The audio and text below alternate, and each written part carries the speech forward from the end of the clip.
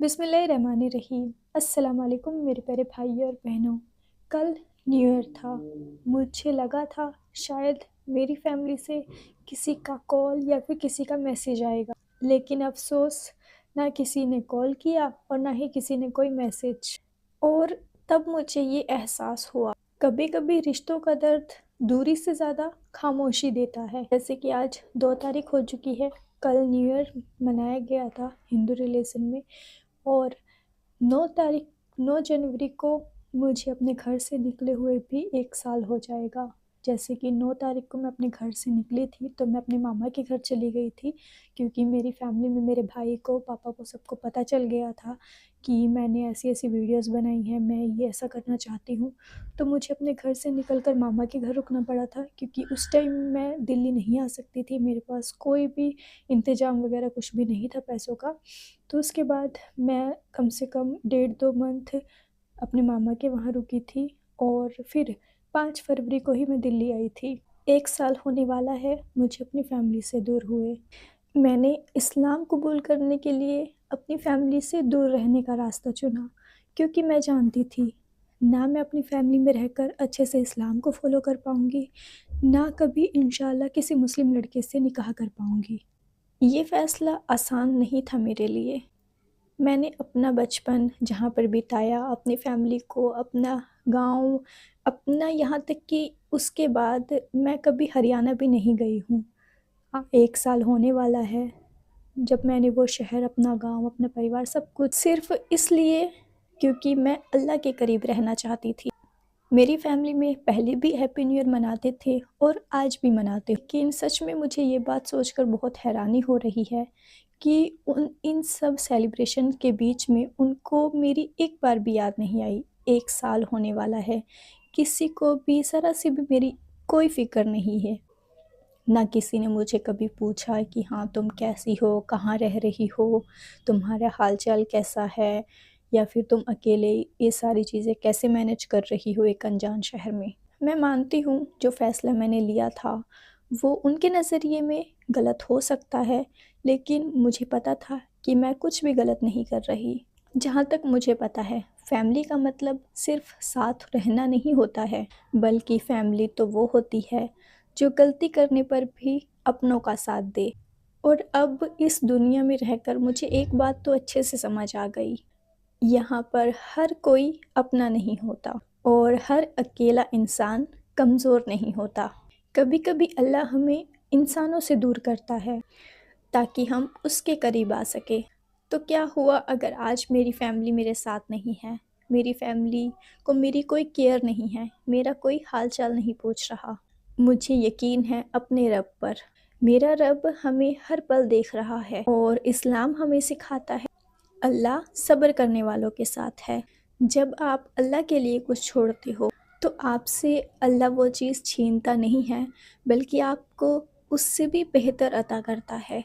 बेशक आज मेरी फैमिली मेरे साथ नहीं, लेकिन मुझे इस्लाम में आकर सुकून मिला, एक पहचान मिली, आप सबका इतना प्यार, सपोर्ट मिला, और सबसे बड़ी दौलत अल्लाह ने मुझे हिदायत दी। सच में जैसे कि मुझे यहाँ पर रहते हुए भी 2 मंथ कंप्लीट हो चुके हैं और तीसरा मंथ लगने वाला है।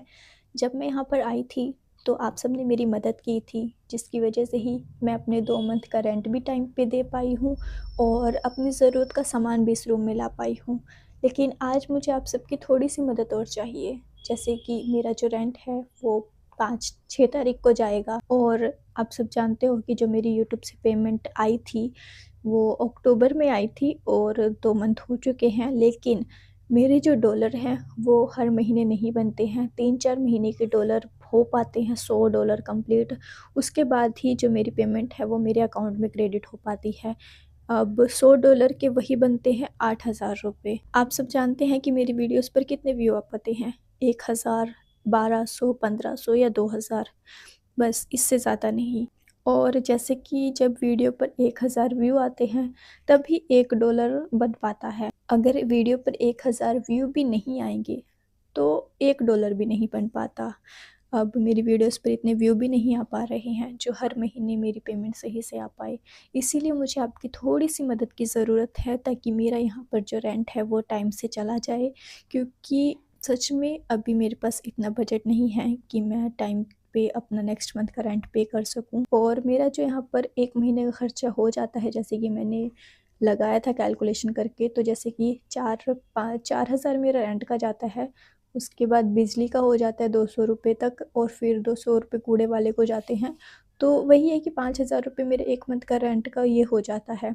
और फिर जो खाने खर्चे का है उसमें 2-3 हज़ार लगा लो, तो मतलब कि 1 महीने का 8,000 के करीब बन पाता है। बहुत सारे भाई बोलते हैं कि आप क्या करते हो, या फिर कहीं पे जॉब वगैरह करते हो, या फिर वीडियोज़ ही बनाते हो। तो मैं उनको सिर्फ़ इतना ही बताना चाहूँगी कि मैं सिर्फ़ वीडियोज़ ही बनाती हूँ यूट्यूब पे, मैं सिर्फ़ इसी के सहारे हूँ, क्योंकि मैं यहाँ पर कहीं बाहर नहीं निकलती हूँ ज़्यादा।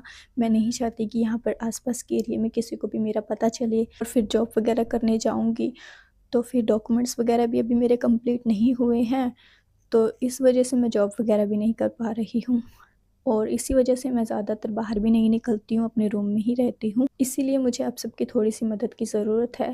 प्लीज़ थोड़ी-सी मदद कर दीजिएगा ताकि मैं यहाँ पर जैसे अब तक 2 महीने से रह रही हूँ, मैं नेक्स्ट मंथ का रेंट भी टाइम से पे कर पाऊँ। आप सबका सच में दिल से शुक्रिया, आप सबने मेरी अब तक बहुत मदद की है। आप सभी मेरी एक फैमिली की तरह हो जिन्होंने मेरा हर हाल में साथ दिया है, और आप सब सच में जब भी आपके कमेंट्स मिलते हैं, सच में मुझे बहुत अच्छा लगता है कि हाँ, आप सब इतनी केयर करते हो मेरी, मेरे लिए दुआएँ करते हो। सच में मुझे बहुत अच्छा लगता है वो चीज़ देखकर। और जितने भी कन्वर्टेड मुस्लिम हैं, उनको मैं सिर्फ़ एक ही चीज़ बोलना चाहूँगी कि अगर आपने अपनी लाइफ़ में ऐसा कोई भी फ़ैसला लिया है अपनी फ़ैमिली से दूर होने का या फिर अकेले रहने का, तो आपको हमेशा बस एक बात याद रखनी है कि आप गलत रास्ते पर नहीं हो, और ना ही आपको हिम्मत हारनी है। क्योंकि बेशक अब आपका रास्ता मुश्किल हो सकता है, लेकिन अल्लाह ने फ़रमाया है हर मुश्किल के बाद आसानी है। अगर मेरी बात आपके दिल तक पहुंच जाए तभी आप इस चीज़ को समझ सकते हो। अगर आज की वीडियो आपको पसंद आई हो तो लाइक, शेयर और चैनल को सपोर्ट ज़रूर करना, क्योंकि ये सिर्फ़ मेरी कहानी नहीं है, बल्कि एक रिवर्टेड मुस्लिम का सफ़र है। अल्लाह हाफ़िज़।